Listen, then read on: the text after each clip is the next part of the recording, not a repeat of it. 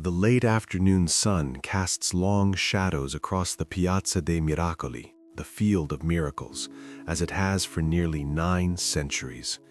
The amber light catches the white marble of the cathedral, the baptistry, and that most famous of structures, the tower. Always the tower.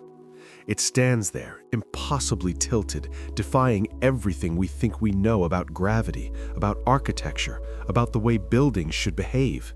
5.5 degrees off vertical, leaning so dramatically that standing at its base and looking up creates a sense of vertigo, a feeling that physics itself has gone slightly mad in this one particular corner of Tuscany. But this tower, this beautiful, troublesome, death-defying monument, began not as a curiosity or a tourist attraction, but as a dream of glory, of divine praise, of civic pride so immense it needed to reach toward heaven itself. To understand why the Tower of Pisa leans, why it has survived when it should have collapsed centuries ago, and how modern engineers performed what can only be described as architectural surgery to save it, we must first travel back to a time when Pisa was not a modest Italian city, but a maritime superpower that ruled the Mediterranean waves. The year is 1173. The medieval world is a tapestry of competing kingdoms, of crusades and commerce, of faith so powerful it moves not just hearts but mountains of stone. Pisa, in this era, stands as one of the 4 great maritime republics of Italy, alongside Venice, Genoa, and Amalfi. But unlike its rivals, Pisa has something to prove. Venice has its lagoon fortress, its Byzantine connections, its exotic Eastern influence. Genoa has its fierce naval tradition, its Columbus-bound ambition. What does Pisa have? Pisa has wealth, yes, acquired through naval victories against Saracen pirates, through trade routes that stretch from Spain to the Holy Land. But wealth alone does not guarantee remembrance. Empires built on gold can crumble into dust and be forgotten. The leaders of Pisa, both civic and religious, understood something profound about human nature and historical memory. They understood that civilizations are remembered not for their balance sheets, but for their monuments. The Egyptians built pyramids, the Romans built aqueducts and colosseums. What would Pisa build?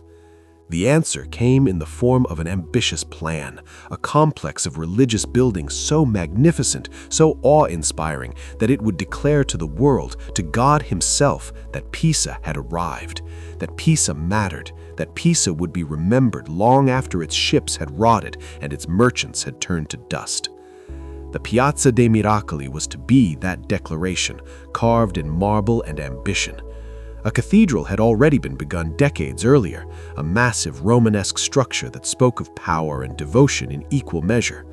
Now, in 1173, the plan called for a freestanding bell tower, a campanile, that would complement the cathedral while standing proud in its own right. Freestanding bell towers were not unusual in Italian architecture. What made this one special was the ambition behind it. It would be tall, extraordinarily tall.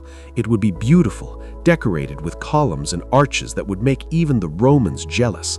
And it would have 8 stories, each one a layer of marble magnificence, topped with a bell chamber that would ring out across the Tuscan countryside, calling the faithful to prayer and reminding them of Pisa's glory. The architect, whose name has been lost to history, though some records suggest Bonanno Pisano, stood on the grounds where the tower would rise. The soil beneath his feet felt firm enough. The location, just behind the cathedral, seemed perfect.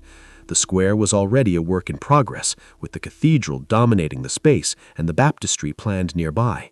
The tower would complete the holy trinity of structures, each one reinforcing the others in a symphony of stone and faith. The plans were drawn, the marble was quarried, the workers assembled, the blessing was given, and on August 9, 1173, the foundation stone was laid with great ceremony, with prayers and hymns, with the confidence of a civilization that believed God himself blessed their endeavor. But God, as the people of medieval Pisa would soon discover, had other plans. Or perhaps the gods of physics, those inexorable forces that care nothing for human ambition, were simply waiting to teach a lesson about hubris, about the importance of understanding what lies beneath our grandest dreams. The construction began as these projects always did, with the most crucial and least glamorous phase, the foundation. Medieval builders understood that tall structures needed solid bases, that you could not build toward heaven without first securing your connection to earth. The workers dug down, removing soil and preparing the ground. But here, at this fateful spot in Pisa, the ground itself harbored a secret, a geological time bomb that would transform a routine construction project into a centuries-long engineering nightmare. Pisa sits on an alluvial plain, land built up over millennia by the deposits of the Arno River as it wound its way from the Apennine Mountains to the Tyrrhenian Sea. Rivers are builders of land, but they are careless builders, dropping sediment in layers that vary wildly in composition and density. In some places, the river deposits dense sand and gravel. In others, it leaves behind soft clay. In still others, it creates pockets of water-saturated soil that behaves less like earth and more like a thick liquid. The ancient Romans, those master builders and engineers, knew to test soil before building. They had methods, crude by modern standards but effective, for determining whether land could support heavy structures. But the Roman Empire had fallen more than 700 years before the Tower of Pisa broke ground. Much of that engineering knowledge had been lost, fragmented, or simplified into rules of thumb that worked well enough for most buildings, but were inadequate for structures of unusual ambition. The foundation for the Tower of Pisa was dug to a depth of just 3 meters, about 10 feet. For the immense weight that would eventually rest upon it, this was woefully inadequate. But the medieval builders did not know this. They could not see beneath the soil. They could not understand that beneath those 3 meters of foundation lay something treacherous, layers of clay, soft and compressible, mixed with sand and silt in an unstable geological layer cake. And beneath that, more concerning still, a water table that sat close to the surface, saturating the soil and making it even more prone to compression under weight. The foundation itself was constructed in the typical medieval manner, a ring of stone and mortar about 15 meters in diameter. The workers laid the stones carefully, mixing their mortar with lime and water, creating a circular base upon which the tower would rise. The first few meters of the tower's base were solid marble, thick and heavy, forming a podium that elevated the decorative arcades above. As the construction progressed through 1173 and into 1174, the workers followed the architect's plans meticulously. The ground floor took shape, a circle of blind arcades, arches set into walls, creating a sense of rhythm and elegance even at the base. Then came the first floor of the tower proper, with its colonnade of 15 columns surrounding the central core. Each column was carved marble, each capital decorated with intricate detail. This was not merely a bell tower. This was art. This was a statement. The workers climbed higher. The second floor added another ring of columns, another layer of weight. By now, thousands of tons of marble pressed down on that shallow foundation, on that treacherous soil. And the soil began to do what soft, waterlogged clay always does under immense pressure. It began to compress. But it did not compress evenly. The southern side of the foundation, for reasons of geological chance, sat on slightly softer clay than the northern side. As the weight increased, the southern side began to sink just a little, just barely perceptibly, a few millimeters perhaps, then a few more. The tower, imperceptibly at first, began to tilt. By the time the construction reached the third floor, sometime around 1178, the tilt was no longer imperceptible. It was undeniable. Workers standing at the base could see it. The columns on one side seemed longer than the columns on the other. Plumb lines hung from the upper reaches, swayed away from the building's center.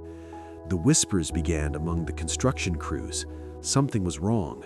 The tower was leaning, and as they added more weight, it leaned more. This magnificent project, this declaration of Pisa's eternal glory, was tilting toward disaster.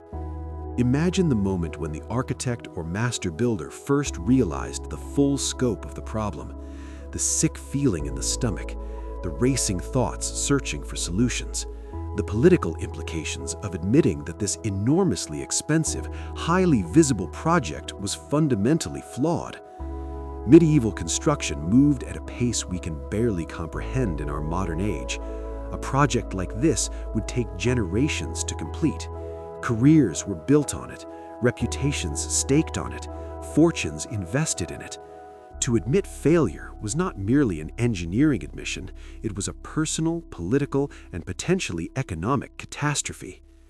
The decision was made, as it so often is when humans face problems too large to solve, to stop, to pause, to hope that perhaps time would bring wisdom, or that the tilting would stop on its own, or that future generations would find answers that eluded the present. In 1178, with only 3 of the planned 8 stories complete, the construction of the Tower of Pisa ceased. The workers climbed down from the scaffolding for the last time in that generation. The marble sat in stockpiles, waiting. The bells that were meant to ring from the tower's height remained silent, housed in temporary structures, and the tower itself stood, incomplete and tilting, a monument not to glory, but to the limits of human knowledge and the unforgiving nature of physics. The tower waited. Pisa moved on, and nearly a century would pass before anyone would dare to continue the construction of this troubled, tilting, impossible structure. The decades following 1178 were not kind to Pisa.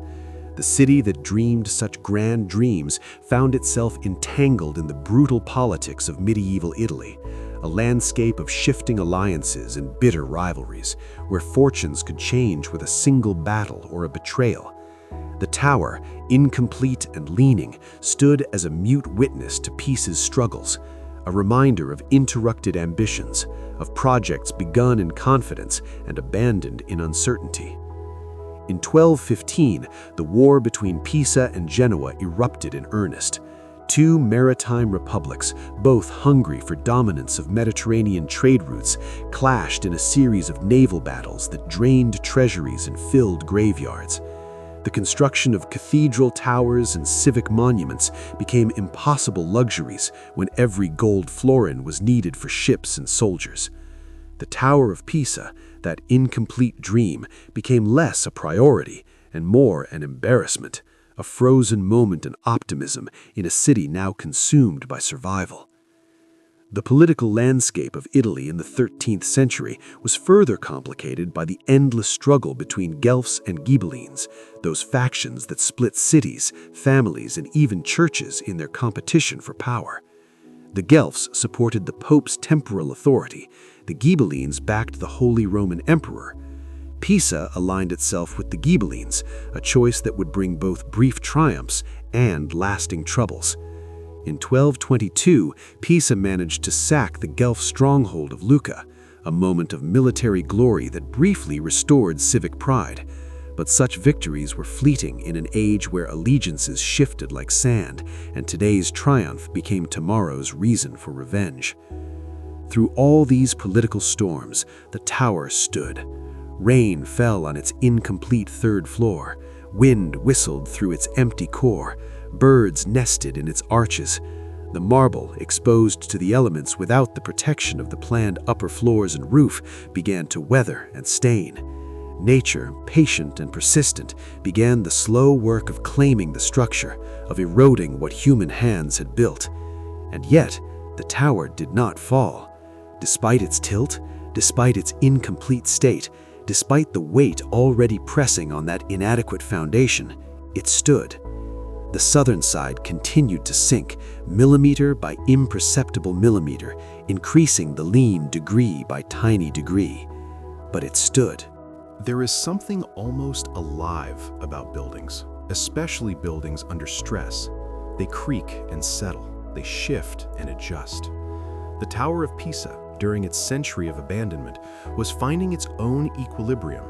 The soil beneath it was compressing, yes, but as it compressed, it also consolidated, becoming slightly more stable under the sustained pressure. The tilt was worsening, but slowly, at a pace measured in decades rather than days. Engineers today understand this phenomenon.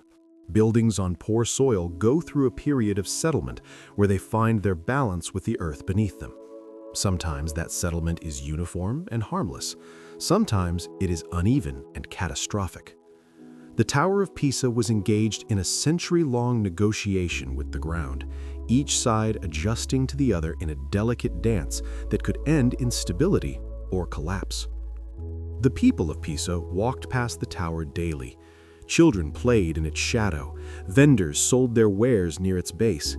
It became part of the city's landscape, that leaning, unfinished thing, a familiar oddity that provoked less concern as the years passed and it refused to fall. Humans are remarkably adaptable creatures. What seems shocking at first becomes normal through repetition. The tower's lean, initially a cause for alarm, became simply part of what the tower was. That's the leaning tower, people would say, the way one might mention a crooked tree or an oddly shaped rock. Its strangeness became its identity. But beneath that casual acceptance, beneath the normalization of its tilt, the tower remained fundamentally unstable. The forces acting upon it had not disappeared. Gravity still pulled straight down on every stone. The weight still concentrated unevenly on the southern side of the foundation. The clay beneath still compressed under that weight. The tilt still increased. What appeared stable was simply a very slow-motion disaster, a catastrophe unfolding at a pace too slow for human perception, but as inevitable as sunrise. By 1272, nearly a full century after construction had stopped, Pisa's fortunes had shifted again. The wars had cooled, a new generation of leaders had risen, men who had not been born when the tower's construction began, who knew it only as that incomplete project their grandfathers had started. There was a renewed interest in civic monuments, in finishing what had been begun, in reclaiming some of the glory that seemed to have faded as Genoa and Venice grew stronger and Pisa felt its grip on Mediterranean trade loosening. The decision was made. The tower would be completed. The bells would finally ring from its heights. Pisa would finish what it started. The task of continuing the construction fell to Giovanni di Simone, an architect and engineer of considerable reputation in Tuscany. Giovanni stood at the base of the tower and looked up at the incomplete third floor, at the obvious tilt, at the challenge before him. A lesser man might have recommended tearing the whole thing down and starting over, but that was not politically or economically feasible. The tower was already iconic, already part of Pisa's identity despite its incomplete state. Enormous sums had already been spent. No, the tower had to be completed, not replaced, which meant Giovanni had to solve a problem that had stumped his predecessors.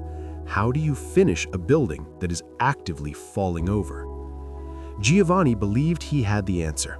It was elegant in its simplicity, clever in its logic, and, as it turned out, disastrously wrong in its execution. His plan was this: if the tower leans south, then the upper floors should be built slightly taller on the southern side. By adding more material to the side that was sinking, by making the southern columns and walls slightly taller than their northern counterparts, he could create the illusion of straightness. The tower would curve, with its top reaching back toward vertical, even as its base tilted away. It would be a corrected structure, a triumph of engineering adaptation. It sounded reasonable. It appeared logical. Giovanni di Simone staked his reputation on it, and it made everything immeasurably worse. The construction resumed in 1272 with renewed energy. The fourth floor began to rise on top of the third, but now with Giovanni's crucial modification. The southern side received extra height, extra stone, extra marble. The columns there were made fractionally taller, the spacing adjusted. The goal was to bring the center line of the upper structure back toward vertical, to counteract the tilt below with careful compensation above. Workers carved the marble, set the stones, and watched as the tower grew upward once more after its century of frozen silence. The fifth floor followed the fourth, then the sixth, each one carefully adjusted to maintain Giovanni's corrective curve. From a distance, especially from certain angles, the strategy seemed to work. The upper floors did appear to lean back toward vertical. The tower no longer looked like it was simply tilting. It looked complex, curved, unusual, but perhaps stable. But beneath that casual acceptance, beneath the normalization of its tilt, the tower remained fundamentally unstable. The forces acting upon it had not disappeared. Gravity still pulled straight down on every stone. The weight still concentrated unevenly on the southern side of the foundation. The clay beneath still compressed under that weight. The tilt still increased. What appeared stable was simply a very slow-motion disaster, a catastrophe unfolding at a pace too slow for human perception, but as inevitable as sunrise. And yet still, somehow, it stood. Every engineer who looked at it expected collapse. Every architect who studied it predicted failure. The laws of physics said it should fall. The weight distribution was all wrong. The foundation was inadequate. The tilt was too severe. By every rational calculation, the Tower of Pisa should have been a pile of expensive rubble. But it was not. It stood, curved and tilted and impossible, through 1284, through 1285, through the end of the 13th century and into the 14th. It stood as if held up by sheer stubbornness, by the collective will of a city that refused to let its monument fail, by forces that engineers could not yet understand because the science to explain them would not be invented for centuries. The bells remained unplaced. The tower remained incomplete, missing its final element, the bell chamber that would crown the structure and fulfill its original purpose. But Giovanni di Simone would not be the one to add it. His work was done, for better or worse. The tower stood as his legacy, curved and confusing and somehow still standing. Whether that made him a genius or simply lucky would be debated for centuries to come. The tower waited again. Decades passed, and the man who would finally complete it, who would add the final risky element to this already overstressed structure, had not yet been born. Tommaso Pisano came to the Tower of Pisa project in 1360, more than 8 decades after Giovanni di Simone had completed the 7th floor, and nearly 2 centuries after the foundation stone had been laid. By this time, the tower was not merely a building project. It was a generational saga, an inherited problem, a structure that had outlived its original architects, their children, and their grandchildren. Tommaso looked up at the 7-story tower, at its peculiar curve, at its alarming tilt, and faced the decision that would define his career and potentially endanger his life. Should he finally add the bell chamber and complete this troubled monument, or should he recommend leaving it as it was, incomplete but standing? The pressure to finish the tower was immense. Pisa's golden age as a maritime power had passed. The disastrous Battle of Meloria in 1284 had seen Genoa decisively defeat the Pisans, capturing thousands of sailors and effectively breaking Pisa's naval dominance. The city was diminished, no longer a major Mediterranean power, but a second-tier Italian city-state struggling to maintain relevance. What did Pisa have? It had its cathedral complex, its field of miracles, and it had this incomplete, embarrassing, impossible tower that had been under construction off and on for longer than most cities had existed. Completing the tower became not just an architectural goal, but a psychological necessity, a way for Pisa to claim it had finished something, that it could see a project through to completion, that it still mattered. Tommaso Pisano understood this. He also understood that adding a bell chamber to an already overstressed structure was an enormous risk. The bell chamber would be heavy, made of marble and containing bronze bells that could weigh hundreds of pounds each. This weight would sit at the very top of the tower, at the worst possible location from an engineering standpoint, creating a tremendous lever arm that would amplify the forces trying to topple the structure. But Tommaso also recognized something that his predecessors had discovered. The tower was resilient in ways that defied prediction. It had stood for 2 centuries despite every reason to fail. Perhaps, Tommaso reasoned, there was some factor, some unseen stability that kept it upright. Perhaps the very slowness of its tilt meant it would continue to tilt slowly, that it had found some equilibrium with the earth beneath it. Or perhaps, like many humans faced with a risky decision where the reward is glory and the punishment is failure, Tommaso simply hoped for the best and trusted in luck, in God, in the mystical properties of this strange structure. He decided to build the bell chamber, but he would build it carefully with one crucial modification that showed he understood at least part of the danger he was courting. The bell chamber would be built shorter than originally planned, and it would be built tilted. Tommaso would construct it leaning northward, opposite the tower's southward lean, attempting one final correction to bring the entire structure's top closer to vertical. It was another bandage on a fundamentally flawed building, another attempt to compensate rather than correct. But it was all he could do. You cannot fix a foundation after the building is built. You cannot unsink compressed clay. The tower was what it was. Tommaso could only adapt to it. The construction of the bell chamber began in 1360 and proceeded slowly, carefully, with constant monitoring for any sign that the additional weight was causing catastrophic problems. Workers carried marble up the internal spiral staircase, piecing together the final story with painstaking care. The chamber took shape, smaller than originally envisioned, but still elegant, with 8 columns matching the style of the floors below. The bells were cast, blessed, and hauled with tremendous effort up to their new home. 7 bells, each one named, each one tuned to a different note, finally installed in the tower nearly 200 years after the project began. In 1372, the bell chamber was completed. The Tower of Pisa was finally officially done. It stood 8 stories tall, counting the ground floor arcade, curving and leaning at an angle that engineers shuddered, but somehow improbably standing. The bells rang out for the first time, their sounds carrying across Pisa, announcing prayers and celebrations, marking time for a city that had waited generations to hear them. The sound was glorious. The sight was terrifying. The tower leaned at approximately 1.6 degrees from vertical, tilting southward in its lower floors and curving back northward at the top, creating that characteristic profile that would eventually make it one of the most recognizable structures on Earth. Tommaso Pisano had done it.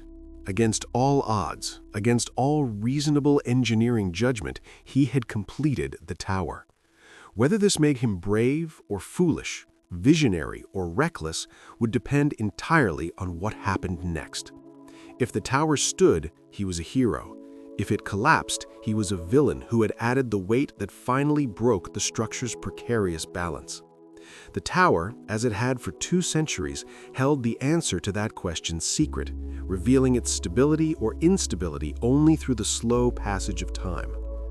The additional weight of the bell chamber pressed down through the 7 floors beneath it, through Giovanni's curved correction, through the original 3 floors, through the inadequate 3-meter foundation, into the soft clay that had been compressing for 2 centuries. The southern side sank a little more. The tilt increased, measurably but not catastrophically. The tower settled into its new configuration, heavier now, more complete, more stressed, but still standing. And it would continue standing through the Renaissance, through the Age of Exploration, through the Scientific Revolution, through the Enlightenment, through industrialization and 2 world wars, through the 20th century and into the 21st. It would become not just a tower, but an icon, a symbol, a mystery that would fascinate engineers and tourists and scientists for centuries. But none of that was certain in 1372. In 1372, all that was certain was this: the tower was complete, the bells were ringing, and against every reasonable expectation, the impossible structure was still standing. The centuries that followed the tower's completion saw it transform from a source of civic anxiety into a source of civic pride, though that pride was always tinged with worry, always shadowed by the knowledge that this famous building might not be standing tomorrow. The tower survived not just because of engineering, but because it became loved, became essential to Pisa's identity in a way that made its preservation a matter of civic honor. The Renaissance brought a new way of looking at the world, a new emphasis on observation and measurement, on understanding nature through mathematics and empirical study rather than accepting received wisdom. The Tower of Pisa, with its obvious defiance of normal building behavior, became an object of intense fascination for Renaissance thinkers. How could it stand? By what principles did it maintain its balance?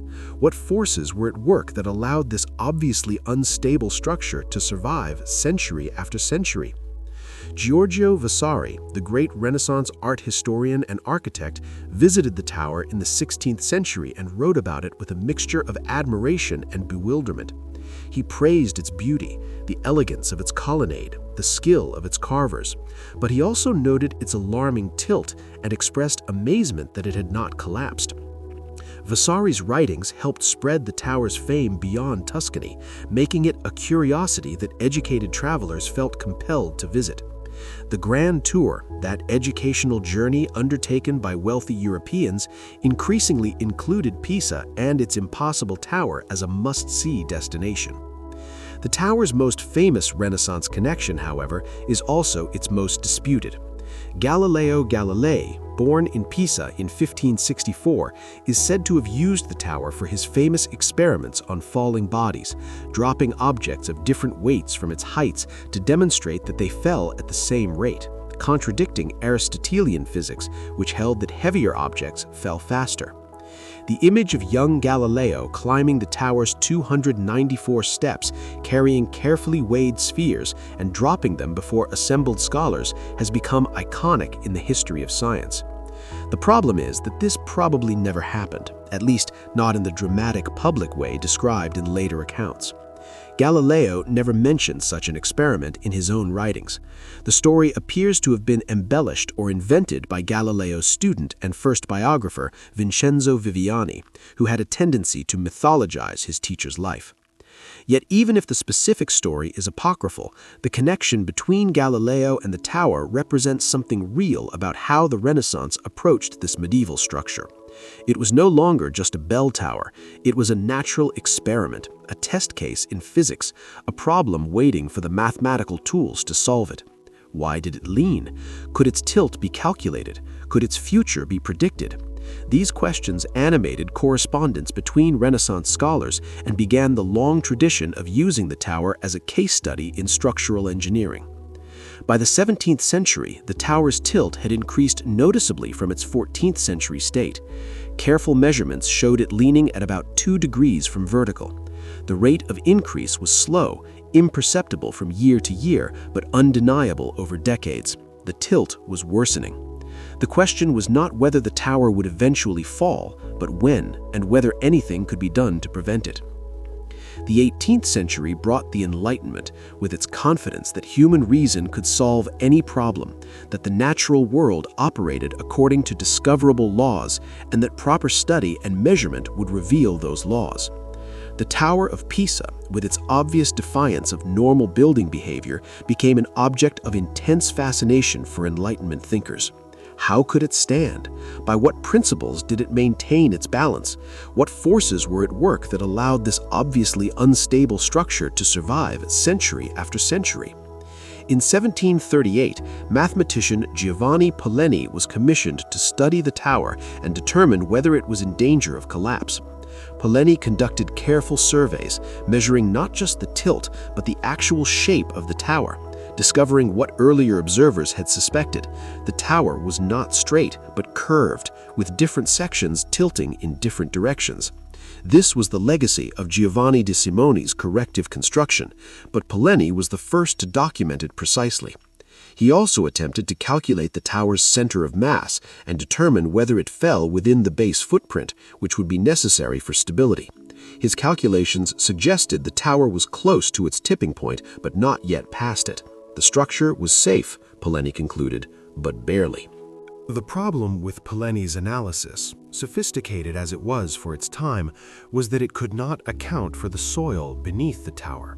The science of soil mechanics did not yet exist. Engineers understood that buildings needed foundations and that soft ground was problematic, but they had no systematic way to measure soil properties, to predict how it would behave under load, or to understand the complex interactions between structure and substrate. Polenyi could measure the tower itself with impressive precision, but the half of the equation that mattered most, the ground, remained a mystery. As the 18th century gave way to the 19th, the tower's fame spread globally. The Romantic movement, with its love of ruins and dramatic landscapes, found the tower irresistible. Artists painted it, poets wrote about it, it appeared in travel journals and popular prints, always emphasizing its impossible tilt, its defiance of gravity. The tower was no longer just a Pisan landmark, it was a European icon, a symbol of Italy itself, of human ambition and folly intertwined. But fame brought its own dangers. Increased visitation meant more vibration, more foot traffic on the stairs, more weight moving through the structure. The bells continued to ring, sending shockwaves through the marble every time they pealed.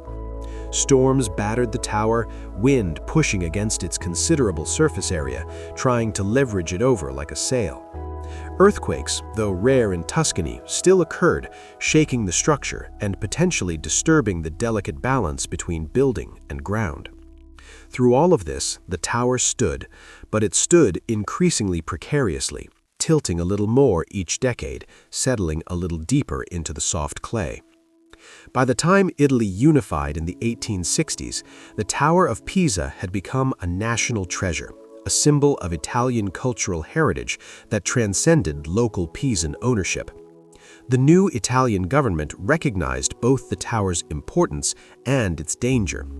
In 1838, architect Alessandro della Gherardesca had led an excavation project to expose the tower's base, creating a walkway around the foundation that would allow visitors to see the structure's full height and appreciate its lean from ground level.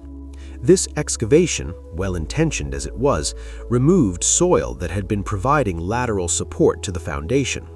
The tilt increased measurably in the decades following. The tower was sinking faster. By the beginning of the 20th century, the tower leaned at approximately 3.8 degrees from vertical. The tilt was visible in photographs, obvious to any casual observer, alarming to engineers. The tower had survived for 7 centuries, but each century brought it closer to the point of no return, the angle beyond which no force could prevent collapse. Scientists estimated that critical angle to be around 5.5 degrees. The tower was approaching that limit. Time, which had been the tower's ally for so long, was running out. The 20th century would bring the tower's closest brush with catastrophe and its ultimate salvation. But first, it would endure one of the most misguided preservation attempts in engineering history, a well-intentioned intervention that nearly accomplished what centuries of neglect had failed to do, toppling the Tower of Pisa forever. Benito Mussolini, who came to power in Italy in 1922, saw himself as the heir to Roman greatness, a leader who would restore Italy to its ancient glory and make it once again a dominant force in European affairs.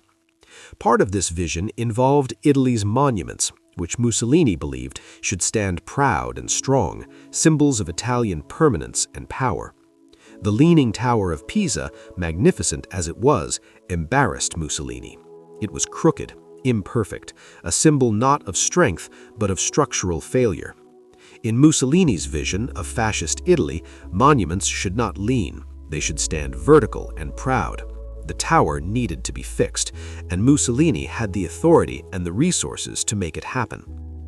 In 1934, on Mussolini's orders, engineers began a project to stabilize the tower using a technique that seemed logical at the time, but was, in retrospect, catastrophically misguided. The plan was to inject liquid cement beneath the tower's foundation, specifically on the northern side. The theory was that this cement would solidify the soil, prevent further compression, and potentially even lift the northern side slightly, reducing the tilt.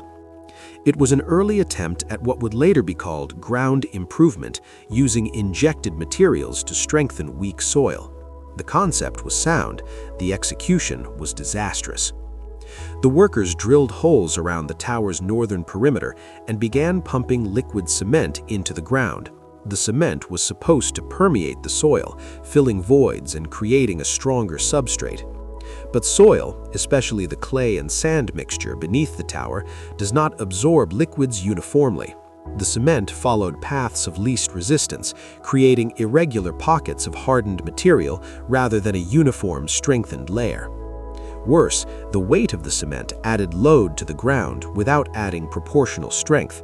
And worst of all, the cement, as it cured and hardened, put pressure on the surrounding soil, actually disturbing the equilibrium the tower had reached over centuries. Within months of the cement injection, the tower's tilt increased dramatically. It leaned more in 1934 than it had in any decade of the previous century. The cement had not stabilized the structure, it had destabilized it. The tower was suddenly in acute danger, tilting not in some distant future, but potentially within months or even weeks. Mussolini's government, faced with the public relations disaster of having endangered one of Italy's most famous monuments, quickly halted the cement injection project and classified the details, making it difficult for outside engineers to assess the damage or suggest remedies. The tower was too important, too famous to allow its endangered state to become international news. Better to project confidence, to suggest the situation was under control, even as engineers scrambled to understand what had gone wrong and how to fix it.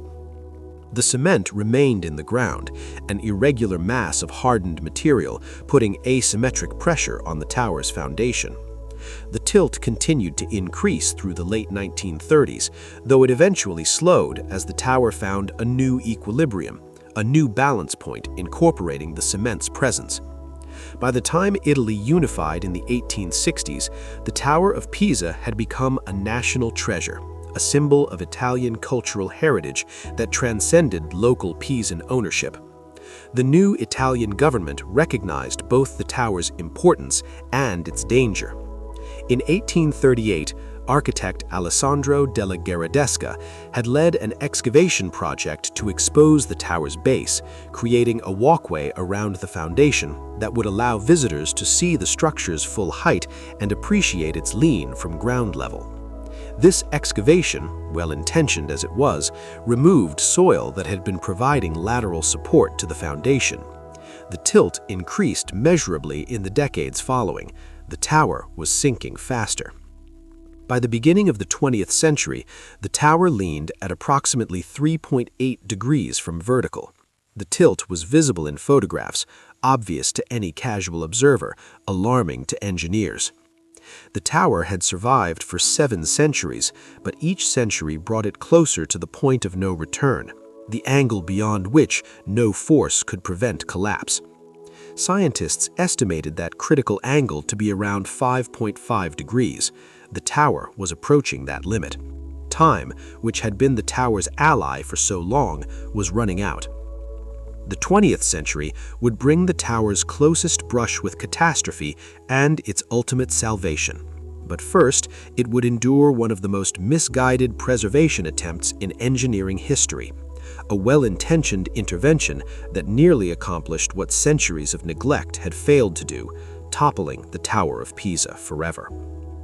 Benito Mussolini, who came to power in Italy in 1922, saw himself as the heir to Roman greatness, a leader who would restore Italy to its ancient glory and make it once again a dominant force in European affairs. Part of this vision involved Italy's monuments, which Mussolini believed should stand proud and strong, symbols of Italian permanence and power. The Leaning Tower of Pisa, magnificent as it was, embarrassed Mussolini. It was crooked, imperfect, a symbol not of strength but of structural failure. In Mussolini's vision of fascist Italy, monuments should not lean, they should stand vertical and proud. The tower needed to be fixed, and Mussolini had the authority and the resources to make it happen. In 1934, on Mussolini's orders, engineers began a project to stabilize the tower using a technique that seemed logical at the time, but was, in retrospect, catastrophically misguided. The plan was to inject liquid cement beneath the tower's foundation, specifically on the northern side. The theory was that this cement would solidify the soil, prevent further compression, and potentially even lift the northern side slightly, reducing the tilt. It was an early attempt at what would later be called ground improvement, using injected materials to strengthen weak soil. The concept was sound, the execution was disastrous. The workers drilled holes around the tower's northern perimeter and began pumping liquid cement into the ground. The cement was supposed to permeate the soil, filling voids and creating a stronger substrate. But the war years were, ironically, good for the tower in one respect. They left it alone. Italy became a battleground. Pisa, located on strategic routes between Rome and northern Italy, saw fighting and bombing. The Field of Miracles survived, though the surrounding cities suffered damage. American forces advancing through Italy in 1944 encountered German resistance in Pisa. The tower, visible from miles away, served as an observation post for German forces. American commanders considered bombing it to eliminate this tactical advantage, but the tower's beauty, its fame, its status as a cultural treasure, gave the Americans pause.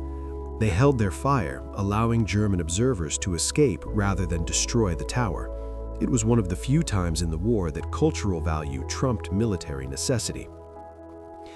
After the war, Italy faced the enormous task of reconstruction.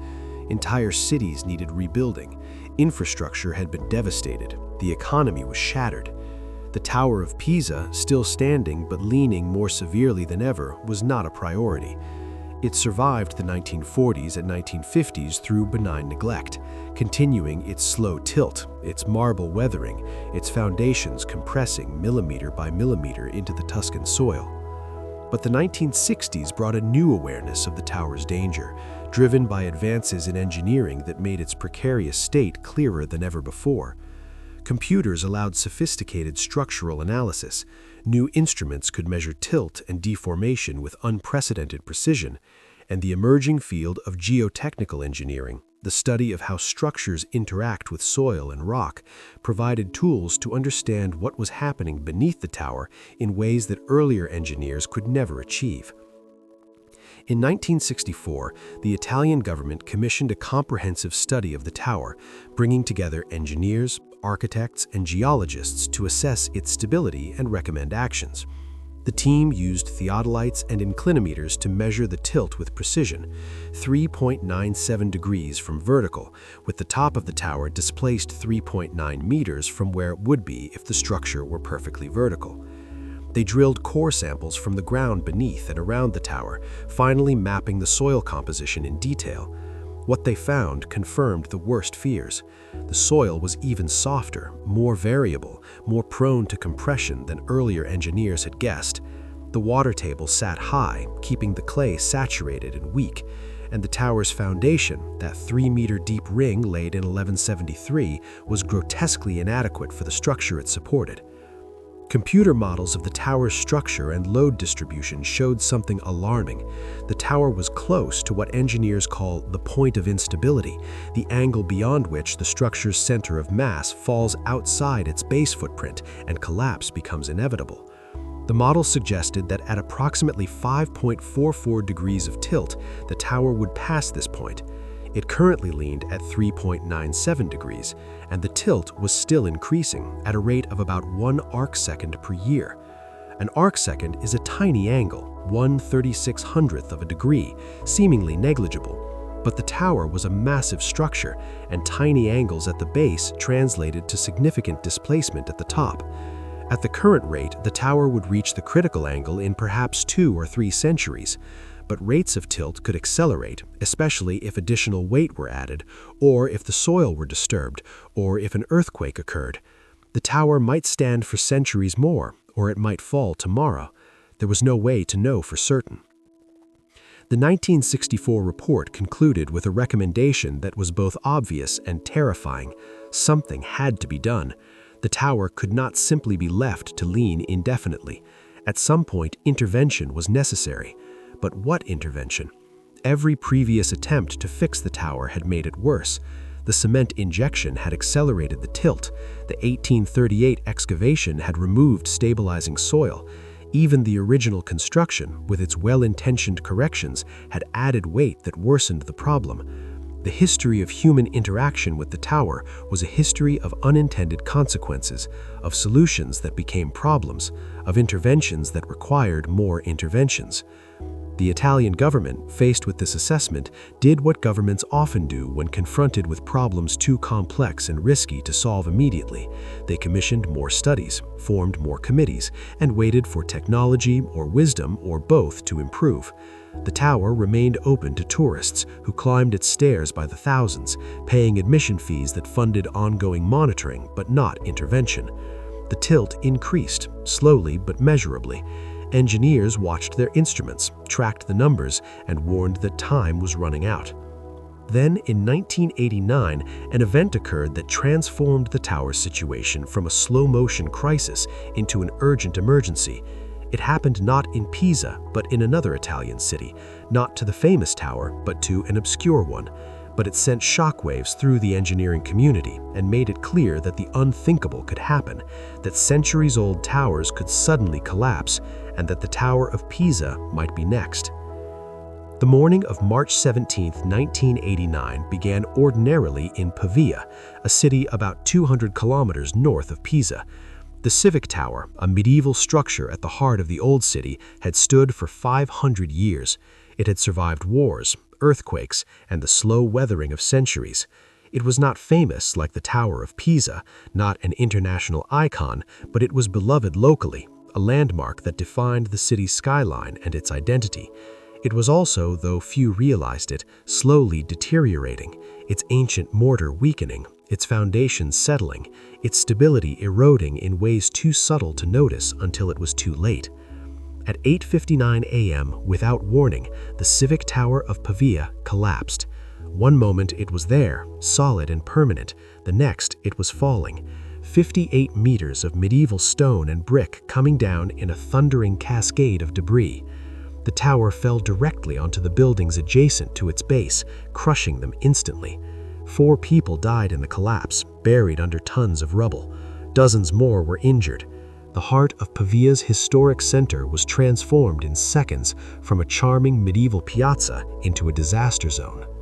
The news of the Pavia collapse reached Pisa within hours, and it hit like a thunderbolt. If a tower with a 1-degree lean could collapse without warning, what about the Tower of Pisa leaning at nearly 4 degrees? If 5 centuries of stability meant nothing, if towers that had seemed solid could suddenly fail, then the Tower of Pisa was not just at risk, it was in mortal danger. The Pavia collapse made vividly, tragically clear what had been abstract before. Towers fall, medieval structures fail, and when they do, people die. The Italian government acted with unusual speed. On March 19, 1989, just 2 days after the Pavia collapse, the Tower of Pisa was closed to the public for the first time in its history outside of war and occupation. No more tourists climbing the stairs, no more footfalls vibrating through the structure, no more weight moving through the building. The tower was sealed, roped off, declared too dangerous for entry until its stability could be guaranteed. It was an acknowledgement of reality, an admission that the centuries-long gamble had to end, that the tower could not simply be left to lean indefinitely and hope for the best. A new commission was formed, but this time with real urgency and real authority. The Italian government appointed Professor Michele Jamilkowski as chairman, a geotechnical engineer with an international reputation. Working with him were some of the world's leading experts in structural engineering, soil mechanics, and historic preservation. The commission included Professor John Burland from Imperial College London, whose expertise in soil-structure interaction would prove crucial. These were not men interested in half measures or political expediency. They understood that the tower was in danger, that previous interventions had failed, and that whatever they did next might be the last chance to save the structure. The Commission's first task was assessment. Before any intervention could be designed, they needed to understand the tower's condition with unprecedented precision. Teams of engineers installed monitoring equipment throughout the structure and the surrounding soil. Inclinometers measured the tilt to fractions of an arcsecond. Strain gauges tracked how the tower's structure deformed under its own weight. Pisa monitors measured water pressure in the soil. Ground-penetrating radar mapped the subsurface. Core samples provided material properties. For months, the Commission simply watched and measured, building a comprehensive picture of the tower as it was in 1990, a structure on the edge of catastrophic failure, held up by forces they needed to understand before they could hope to control. What they discovered was both better and worse than feared. The tower was more stable than the Pavia Tower had been, its lean developing so slowly that the structure had adapted, finding a precarious balance. But that balance was delicate, easily disturbed, and the tower was much closer to its critical tipping angle than earlier estimates had suggested. The Commission calculated that at 5.44 degrees of tilt, collapse would be inevitable. The tower currently leaned at 4.47 degrees, and the tilt was still increasing, now at a rate of about 6 arcseconds per year, 6 times faster than the 1960s measurements. Something had changed. The tower was accelerating toward failure. The reason for the acceleration was, ironically, the increased monitoring and investigation. Drilling for core samples disturbed the soil. Installing instruments required excavation. Even the foot traffic of engineers and technicians, though far less than the tourist hordes, was more than the tower had experienced during its closure. Every interaction with the tower or its foundation risked destabilizing the delicate balance. But without that interaction, without the measurements and samples, the Commission would be working blind. It was a paradox. To save the tower, they first had to risk destroying it by learning enough to act wisely. The Commission considered dozens of potential interventions. Should they inject epoxy or concrete into the soil? The Mussolini cement disaster argued against it, but materials and techniques had improved. Should they drive piles deep into the ground to provide a more solid foundation?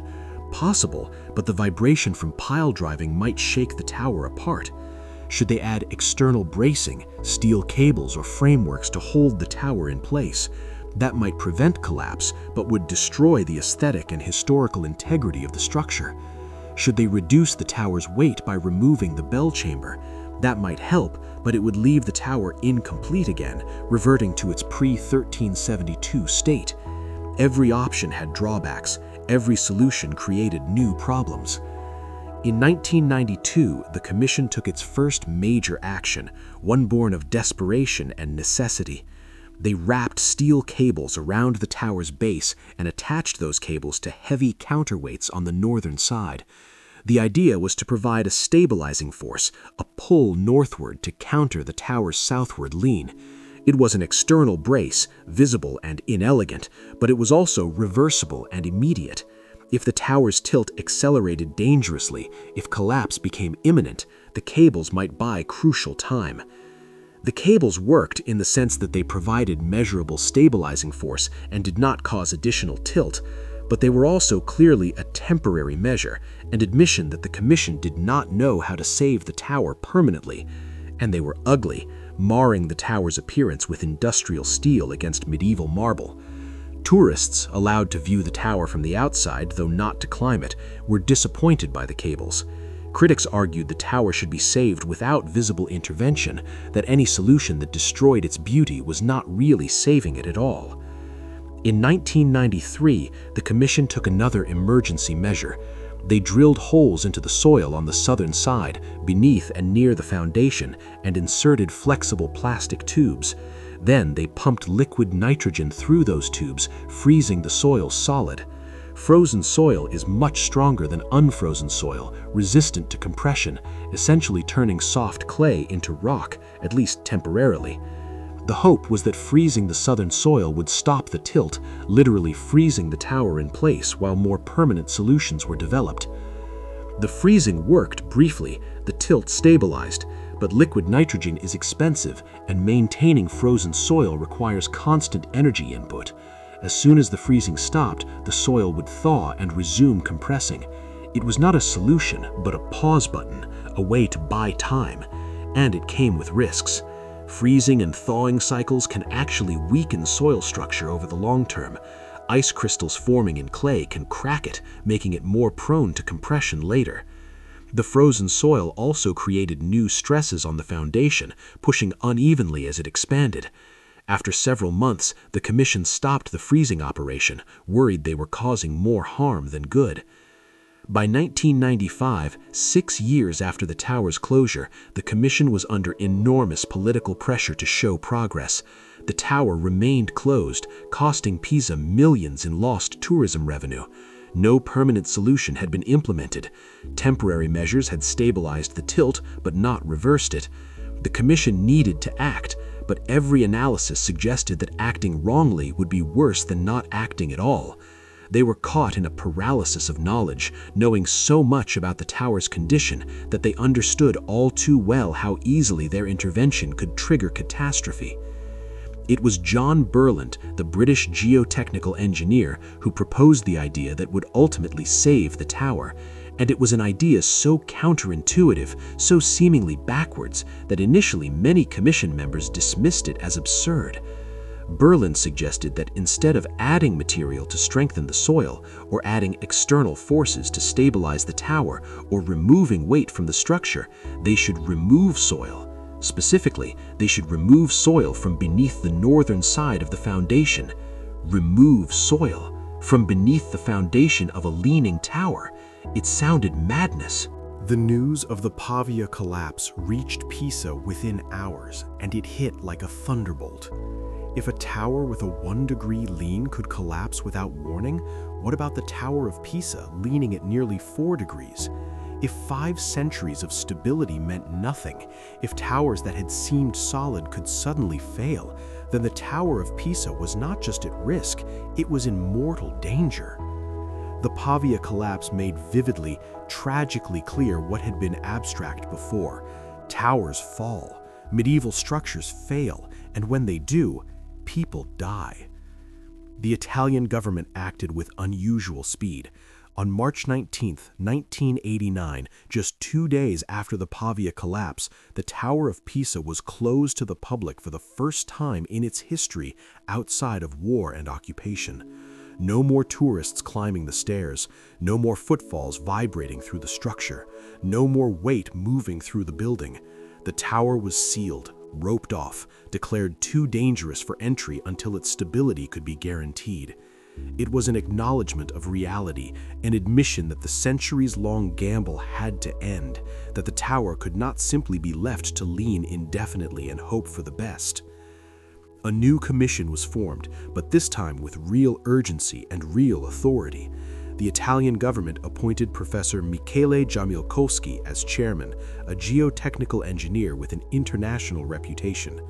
Working with him were some of the world's leading experts in structural engineering, soil mechanics, and historic preservation. The commission included Professor John Burland from Imperial College London, whose expertise in soil structure interaction would prove crucial. These were not men interested in half measures or political expediency. They understood that the tower was in danger, that previous interventions had failed, and that whatever they did next might be the last chance to save the structure. The commission's first task was assessment. Before any intervention could be designed, they needed to understand the tower's condition with unprecedented precision. Teams of engineers installed monitoring equipment throughout the structure and the surrounding soil. Inclinometers measured the tilt to fractions of an arcsecond. Strain gauges tracked how the tower's structure deformed under its own weight. Pisa monitors measured water pressure in the soil. Ground-penetrating radar mapped the subsurface. Core samples provided material properties. For months, the commission simply watched and measured, building a comprehensive picture of the tower as it was in 1990, a structure on the edge of catastrophic failure, held up by forces they needed to understand before they could hope to control. What they discovered was both better and worse than feared. The tower was more stable than the Pavia Tower had been, its lean developing so slowly that the structure had adapted, finding a precarious balance. But that balance was delicate, easily disturbed, and the tower was much closer to its critical tipping angle than earlier estimates had suggested. The commission calculated that at 5.44 degrees of tilt, collapse would be inevitable. The tower currently leaned at 4.47 degrees, and the tilt was still increasing, now at a rate of about 6 arcseconds per year, 6 times faster than the 1960s measurements. Something had changed. The tower was accelerating toward failure. The reason for the acceleration was, ironically, the increased monitoring and investigation. Drilling for core samples disturbed the soil. Installing instruments required excavation. Even the foot traffic of engineers and technicians, though far less than the tourist hordes, was more than the tower had experienced during its closure. Every interaction with the tower or its foundation risked destabilizing the delicate balance. But without that interaction, without the measurements and samples, the commission would be working blind. It was a paradox. To save the tower, they first had to risk destroying it by learning enough to act wisely. The commission considered dozens of potential interventions. Should they inject epoxy or concrete into the soil? The Mussolini cement disaster argued against it, but materials and techniques had improved. Should they drive piles deep into the ground to provide a more solid foundation? Possible, but the vibration from pile driving might shake the tower apart. Should they add external bracing, steel cables or frameworks to hold the tower in place? That might prevent collapse, but would destroy the aesthetic and historical integrity of the structure. Should they reduce the tower's weight by removing the bell chamber? That might help, but it would leave the tower incomplete again, reverting to its pre-1372 state. Every option had drawbacks. Every solution created new problems. In 1992, the commission took its first major action, one born of desperation and necessity. They wrapped steel cables around the tower's base and attached those cables to heavy counterweights on the northern side. The idea was to provide a stabilizing force, a pull northward to counter the tower's southward lean. It was an external brace, visible and inelegant, but it was also reversible and immediate. If the tower's tilt accelerated dangerously, if collapse became imminent, the cables might buy crucial time. The cables worked in the sense that they provided measurable stabilizing force and did not cause additional tilt, but they were also clearly a temporary measure, an admission that the commission did not know how to save the tower permanently. And they were ugly, marring the tower's appearance with industrial steel against medieval marble. Tourists, allowed to view the tower from the outside, though not to climb it, were disappointed by the cables. Critics argued the tower should be saved without visible intervention, that any solution that destroyed its beauty was not really saving it at all. In 1993, the commission took another emergency measure. They drilled holes into the soil on the southern side, beneath and near the foundation, and inserted flexible plastic tubes. Then they pumped liquid nitrogen through those tubes, freezing the soil solid. Frozen soil is much stronger than unfrozen soil, resistant to compression, essentially turning soft clay into rock, at least temporarily. The hope was that freezing the southern soil would stop the tilt, literally freezing the tower in place while more permanent solutions were developed. The freezing worked briefly, the tilt stabilized, but liquid nitrogen is expensive, and maintaining frozen soil requires constant energy input. As soon as the freezing stopped, the soil would thaw and resume compressing. It was not a solution, but a pause button, a way to buy time.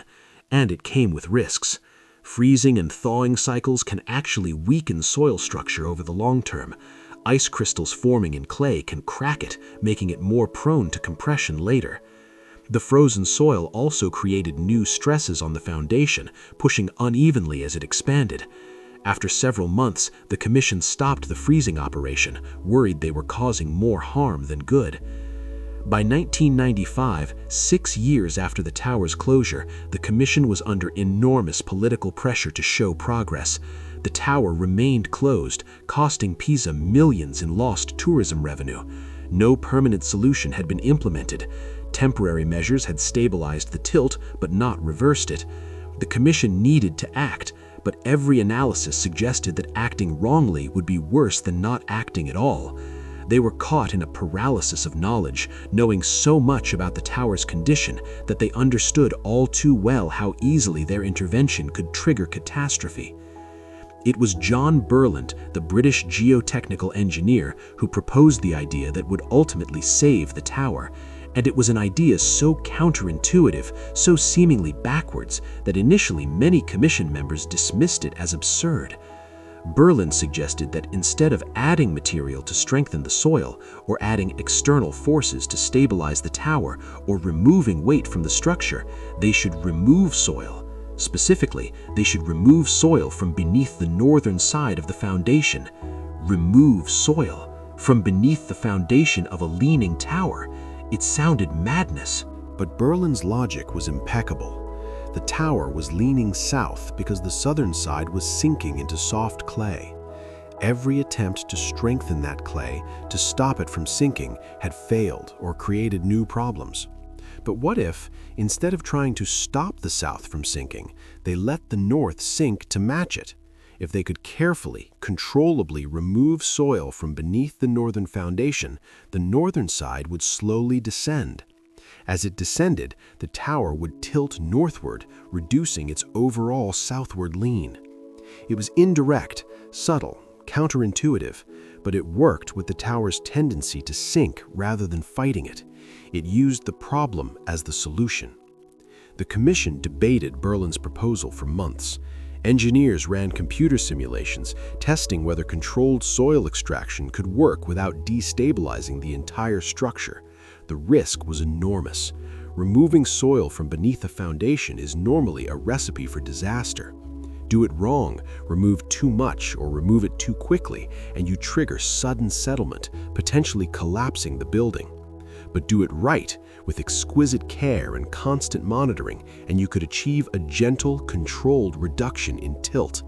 The Tower of Pisa, 8 centuries of history and cultural heritage, would rest on the precision of this extraction, on the judgment of the engineers, and on the hope that this time, finally, human intervention would save rather than endanger the impossible tower. The soil extraction procedure, as designed by Professor Burland and refined by the Commission, was elegant in concept but terrifyingly risky in execution. The plan called for drilling narrow holes at an angle beneath the northern edge of the tower's foundation, about 12 meters deep. These holes would be drilled from outside the foundation, angling underneath it to reach the compressed clay that was bearing the tower's weight.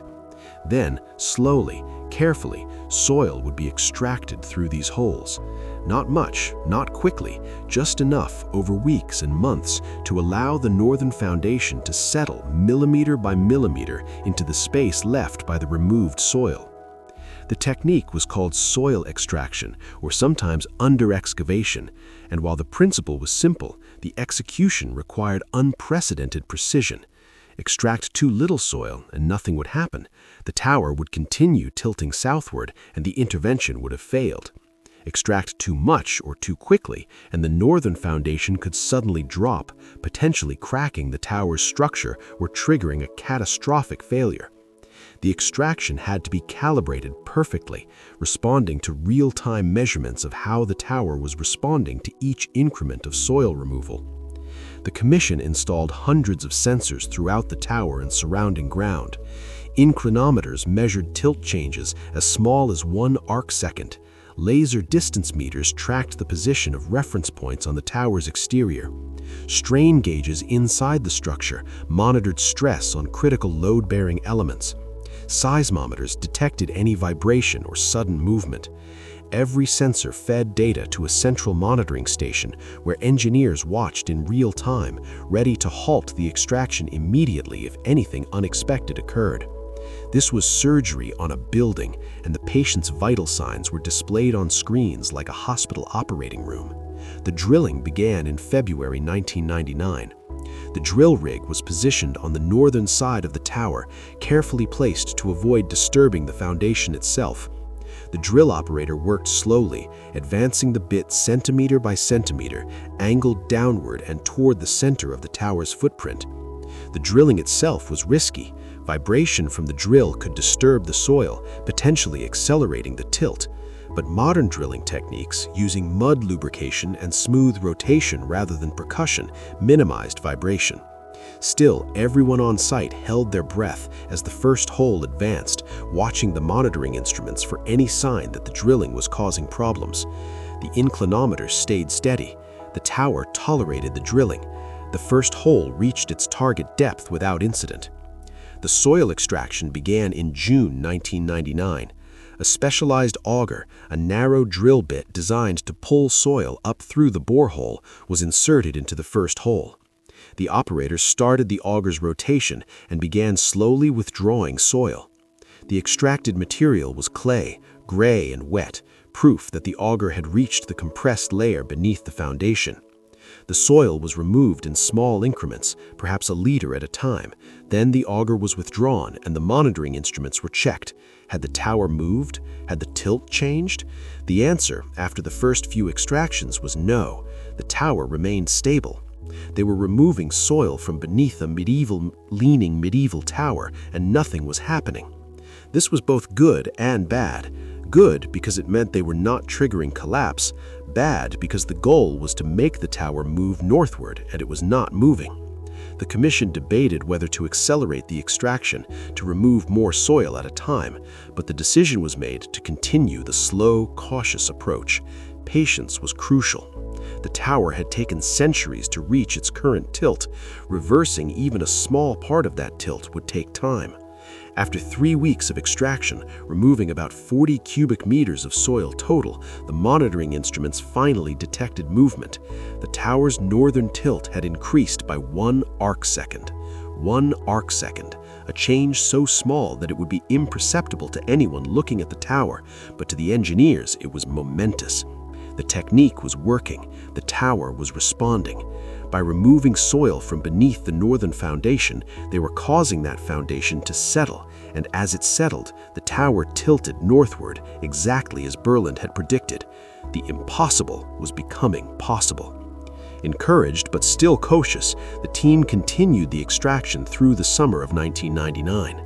More boreholes were drilled, spreading the extraction across the entire northern edge of the foundation rather than concentrating it in one spot. This distributed the settlement, preventing any single point from dropping too fast too soon. The extraction rate was increased slightly, removing soil at a pace that the monitoring data suggested the tower could tolerate, and the tower continued to respond, tilting northward arcsecond by arcsecond, settling back toward vertical at a rate of 1 arc-minute per month. An arc-minute is 60 arcseconds, still a tiny angle, but the cumulative effect was visible in the high-precision measurements. The tower was unleaning. The process was not smooth. There were moments of alarm when the tilt seemed to accelerate or when unexpected movements were detected.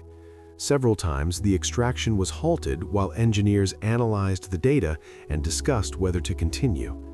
There were debates about whether the soil extraction was causing stresses elsewhere in the structure, whether the southern foundation might respond unpredictably as the northern side settled, whether they were trading one problem for another.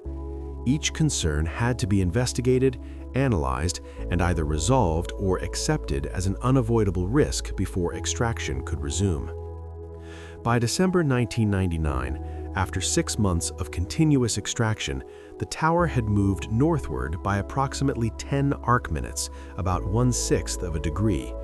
This translated to about 2.5 centimeters of movement at the top of the tower, barely noticeable to the eye, but significant in engineering terms.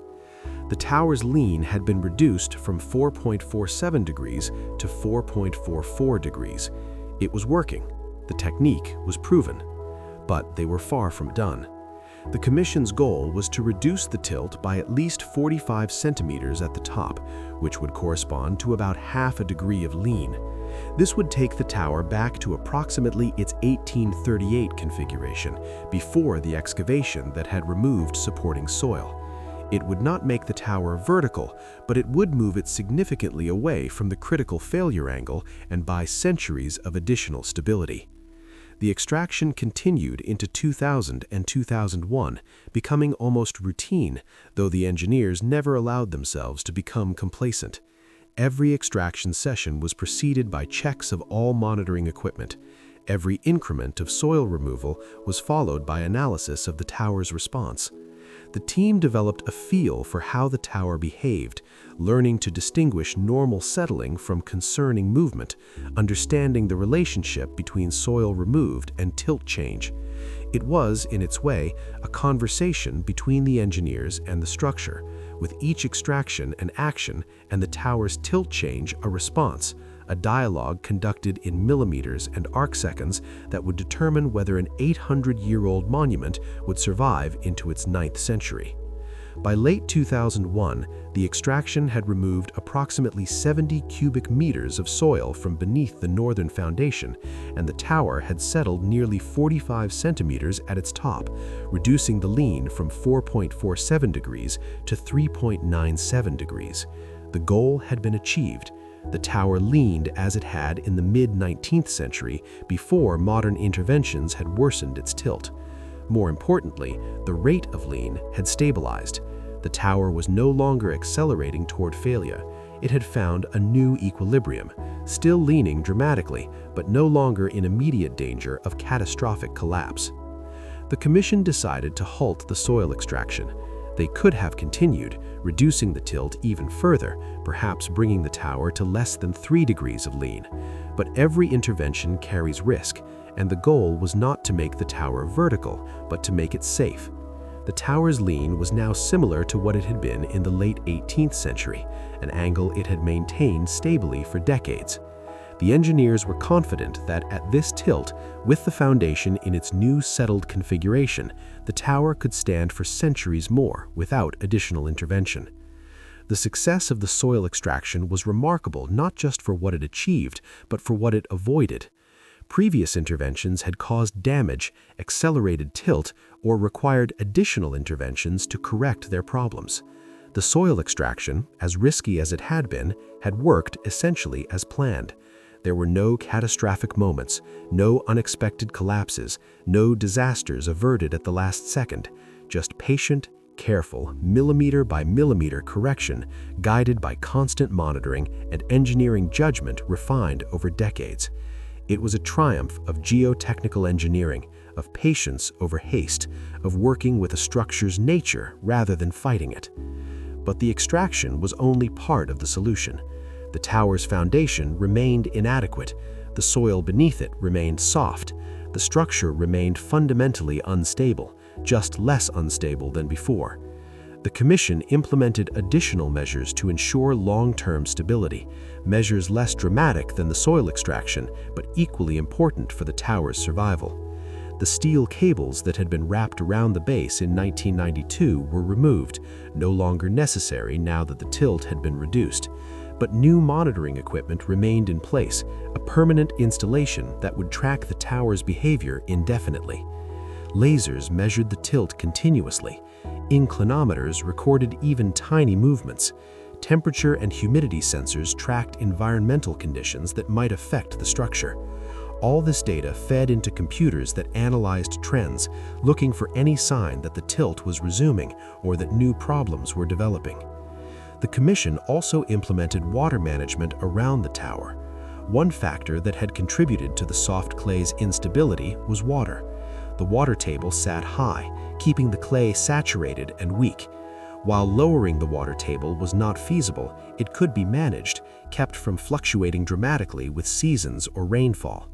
Wells were drilled around the Field of Miracles, not to extract water permanently, but to allow controlled pumping if the water table rose too high. The goal was stability, keeping the soil conditions as constant as possible so the tower would not experience new compression or expansion cycles. In December 1999, after nearly 13 years of closure, 12 years of study, and 2.5 years of active intervention, the Tower of Pisa reopened to the public. Visitors could once again climb the 294 steps to the bell chamber, could experience the disorienting sensation of walking upstairs that curved not just around, but also tilted, could look out from the top and see the Tuscan landscape spread below. But the reopening came with strict controls. Only 40 people were allowed in the tower at a time, preventing the kind of crowding that had occurred in earlier decades. Visits were timed and limited. The bells, which had rung for centuries, were silenced, their bronze voices judged too risky, the vibration from their pealing potentially disturbing the tower's new equilibrium. The success of the tower's stabilization was remarkable not just for what it achieved, but for what it avoided. Previous interventions had caused damage, accelerated tilt, or required additional interventions to correct their problems. The soil extraction, as risky as it had been, had worked essentially as planned. There were no catastrophic moments, no unexpected collapses, no disasters averted at the last second, just patient, careful, millimeter-by-millimeter correction guided by constant monitoring and engineering judgment refined over decades. It was a triumph of geotechnical engineering, of patience over haste, of working with a structure's nature rather than fighting it. But the extraction was only part of the solution. The tower's foundation remained inadequate, the soil beneath it remained soft, the structure remained fundamentally unstable, just less unstable than before. The Commission implemented additional measures to ensure long-term stability, measures less dramatic than the soil extraction, but equally important for the tower's survival. The steel cables that had been wrapped around the base in 1992 were removed, no longer necessary now that the tilt had been reduced. But new monitoring equipment remained in place, a permanent installation that would track the tower's behavior indefinitely. Lasers measured the tilt continuously. Inclinometers recorded even tiny movements. Temperature and humidity sensors tracked environmental conditions that might affect the structure. All this data fed into computers that analyzed trends, looking for any sign that the tilt was resuming or that new problems were developing. The Commission also implemented water management around the tower. One factor that had contributed to the soft clay's instability was water. The water table sat high, keeping the clay saturated and weak. While lowering the water table was not feasible, it could be managed, kept from fluctuating dramatically with seasons or rainfall. Wells were drilled around the Field of Miracles, not to extract water permanently, but to allow controlled pumping if the water table rose too high. The goal was stability, keeping the soil conditions as constant as possible so the tower would not experience new compression or expansion cycles. In December 1999, after nearly 13 years of closure, 12 years of study, and 2.5 years of active intervention, the Tower of Pisa reopened to the public. Visitors could once again climb the 294 steps to the bell chamber, could experience the disorienting sensation of walking upstairs that curved not just around, but also tilted, could look out from the top and see the Tuscan landscape spread below. But the reopening came with strict controls. Only 40 people were allowed in the tower at a time, preventing the kind of crowding that had occurred in earlier decades. Visits were timed and limited. The bells, which had rung for centuries, were silenced, their bronze voices judged too risky, the vibration from their pealing potentially disturbing the tower's new equilibrium. The success of the tower's stabilization was remarkable not just for what it achieved, but for what it avoided. Previous interventions had caused damage, accelerated tilt, or required additional interventions to correct their problems. The soil extraction, as risky as it had worked essentially as planned. There were no catastrophic moments, no unexpected collapses, no disasters averted at the last second.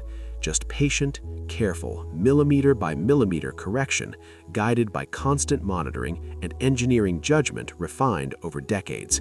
The 3-meter foundation depth chosen by the medieval builders was adequate for the top layer of denser soil, but it did not extend through that layer to reach the denser material below the soft clay. The result was that the enormous weight of the tower, eventually totaling about 14,500 tons, pressed down on a foundation that transferred that weight to the soft clay layer. And that clay has been compressing ever since, slowly, inexorably, for more than 8 centuries. But why did the compression happen unevenly? Why did the southern side sink more than the northern side? This is where geological chance enters the story. Core samples taken during the tower's study revealed that the soft clay layer is not uniform. Its thickness varies. On the northern side of the foundation, the clay layer is slightly thinner and slightly denser than on the southern side. This difference is small, perhaps just a meter of thickness difference and a slight variation in water content, but it was enough. When the tower's weight pressed down, the northern clay compressed somewhat and then stabilized relatively quickly. The southern clay, thicker and wetter, compressed more and continued compressing for centuries, unable to achieve equilibrium because each floor added to the tower added more weight before the clay beneath could fully consolidate. This explains the initial tilt, but it does not explain why the tower has stood for so long when calculations suggest it should have fallen.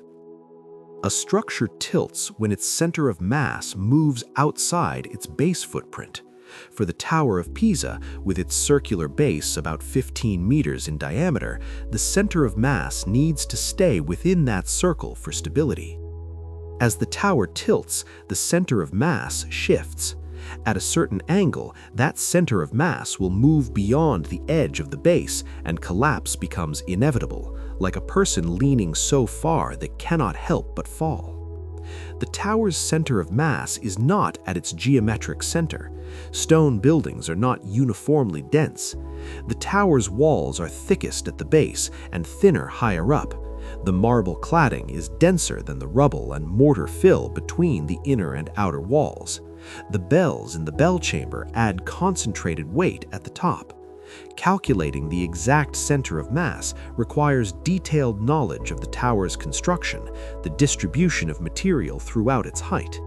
Modern engineers, using computer models and structural surveys, have determined that the tower's center of mass currently sits about 23 meters above the foundation and is displaced about 2.3 meters south of the tower's geometric center due to the tilt. The critical question is, how far can that center of mass move before it passes outside the base footprint? For a circular base 15 meters in diameter, the edge is 7.5 meters from the center. The tower's center of mass, displaced 2.3 meters from center, still has 5.2 meters of margin before reaching the edge. But the tower is not a rigid block that tips as one piece.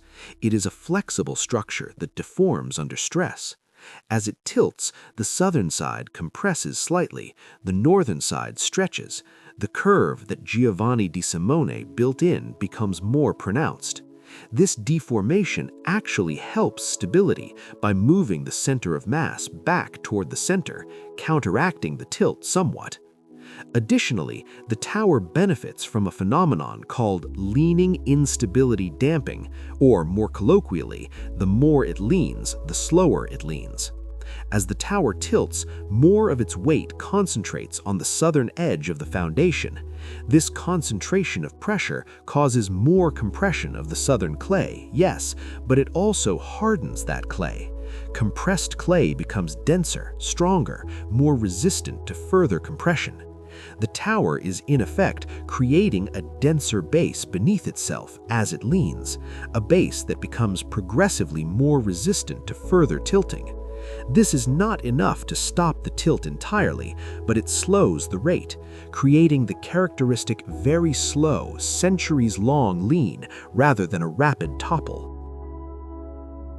The soil extraction procedure worked by exploiting these same principles in reverse.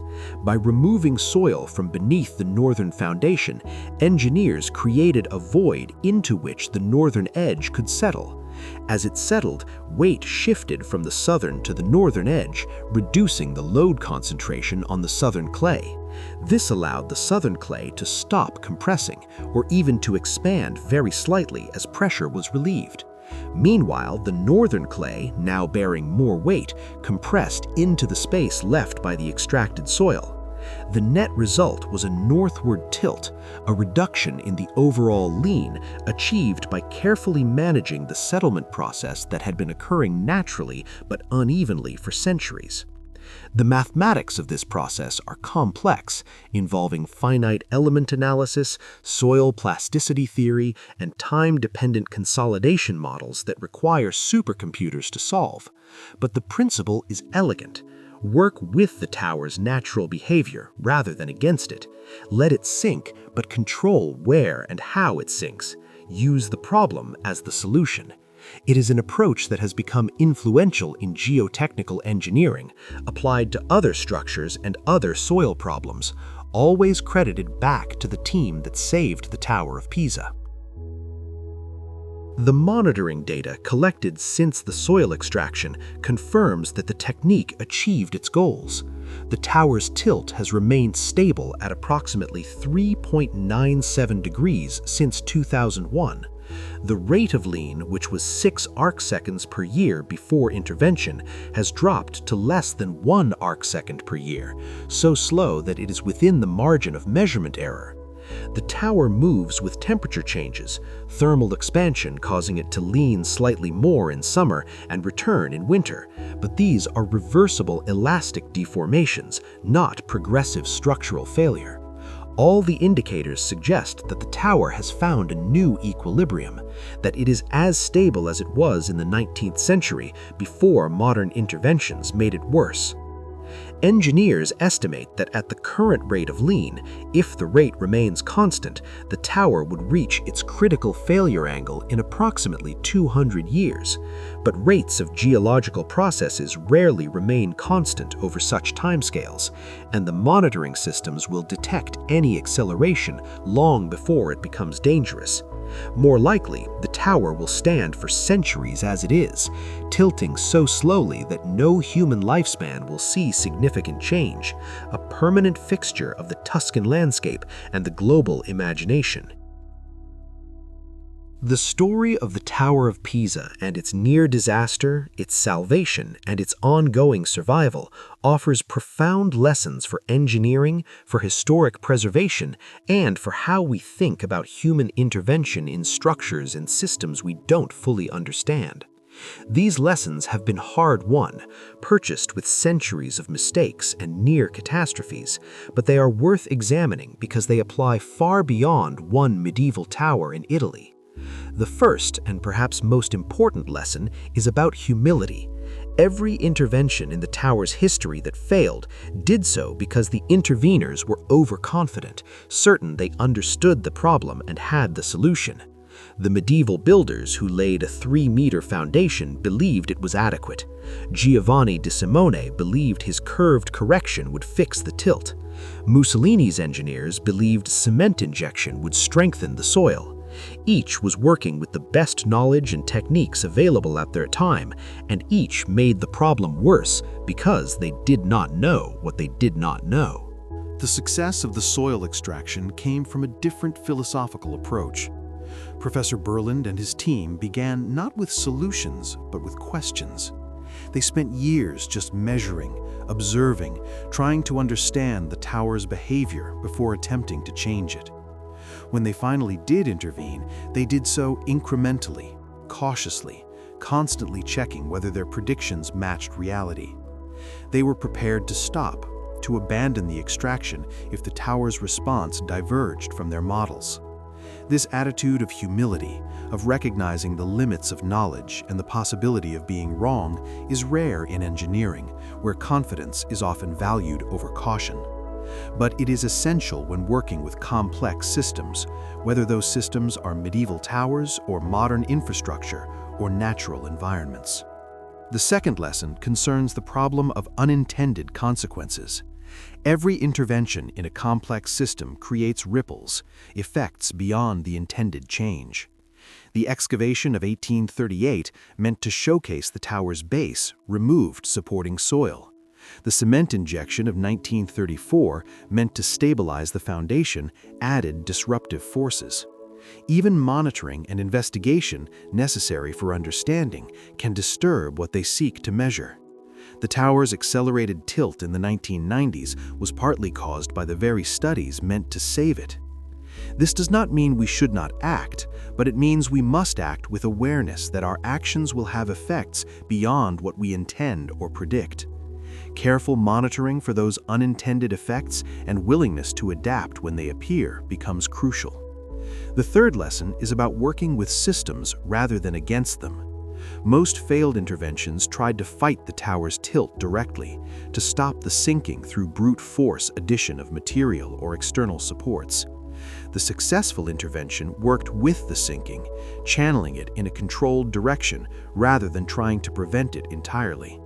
This principle of working with rather than against natural processes has broad application.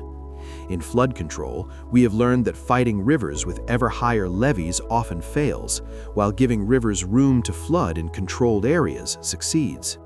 In medicine, we have learned that supporting the body's own healing processes often works better than trying to override them with aggressive interventions. The tower teaches the same lesson. Understand the system's dynamics and work with them toward your goals, rather than fighting against them. The fourth lesson concerns reversibility and caution in interventions that cannot be easily undone. The steel cables of 1992 could be removed once they were no longer needed. The soil freezing could be stopped. But the cement injection of 1934 was permanent, its effects irreversible. The marble removed from the tower could never be put back. In working with historical structures or any valuable system, interventions should be reversible when possible, or at least should not foreclose future options. The soil extraction was not easily reversible, but it was incremental, allowing the team to stop at any point if problems arose. This incremental approach, testing and adapting rather than implementing all at once, provides a margin of safety that has proven essential. The fifth lesson is about the value of long-term monitoring and institutional memory. The tower has been measured and studied for centuries, creating a data record that proved invaluable to the modern stabilization effort.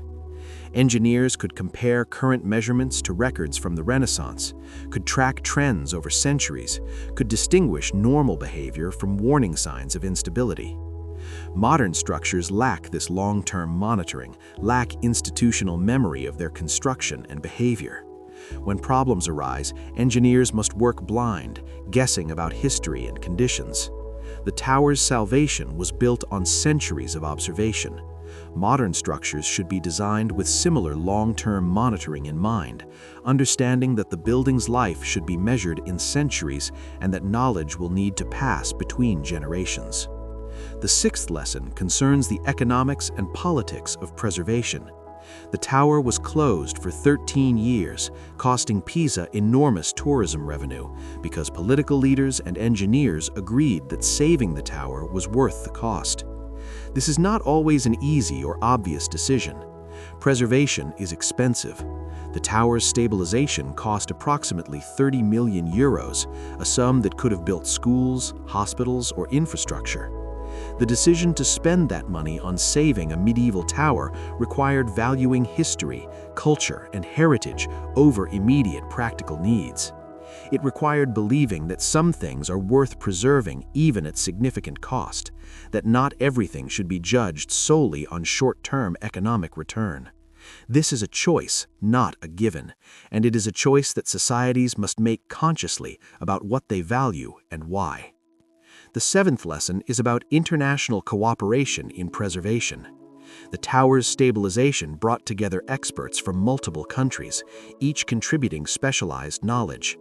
Professor Burland was British. Other team members were Italian, American, Dutch. They worked together not out of national glory, but from shared commitment to saving something culturally valuable. This model of international technical cooperation in preservation has become more common, with UNESCO and other organizations facilitating expert exchanges. The recognition that cultural heritage belongs not just to the nation that houses it, but to humanity as a whole, drives this cooperation and should be strengthened. The eighth and final major lesson is about acceptance of imperfection.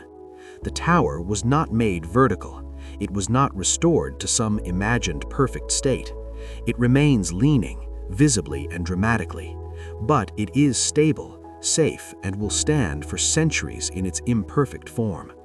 There is something profound in this acceptance, in recognizing that the goal was not perfection but survival, not correcting every flaw, but ensuring the structure could continue to exist and be experienced.